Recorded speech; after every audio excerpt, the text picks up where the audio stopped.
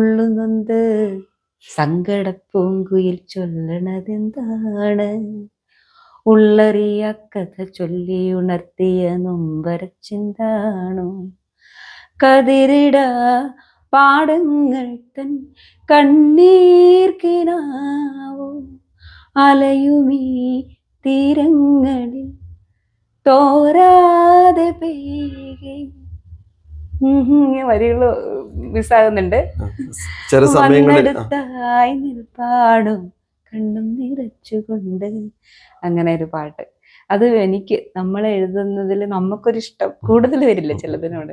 അങ്ങനെ ഇഷ്ടമുള്ള ഒരു വരികളാണ്. അല്ല, എല്ലാവരും എപ്പോഴും അഭിമുഖീകരിക്കുന്ന വലിയൊരു പ്രശ്നം എന്താണെന്നറിയോ? മറ്റെന്തിനോടോ സാമ്യം. നമ്മുടെ ഇപ്പൊ അഭിനയിക്കുന്നവരാണെങ്കിൽ പറയും മറ്റിതിനു മുമ്പ് അഭിനയിച്ച ചില സിനിമയിലെ ചില സീനുമായിട്ട് ഇവർക്ക് സാമ്യം വരുന്നു. എഴുത്തുകാർക്കും അതുപോലെ പറയുന്നു, മറ്റു ചിലതിനോട് സാമ്യം വരുന്നു. ഇതിൽ അങ്ങനത്തെ ഒരു സാമ്യമില്ല. ഒന്നിൽ നിന്ന് വ്യത്യസ്തമാണ്. അതോടൊപ്പം തന്നെ ഇതിനു മുമ്പ് പുറത്തിറങ്ങിയ ഒരു കവിതയായിട്ടോ ഒരു പാട്ടുമായിട്ടോ ഒരു കണക്ഷനും ഇല്ലാത്ത, അത് ഭഗവാൻ തന്നെ നേരിട്ട് തരുന്നതാണ്.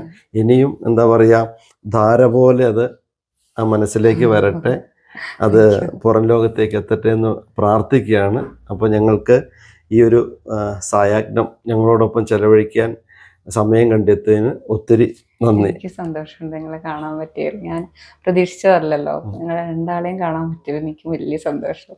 ഓക്കെ, ശരി. ശരി.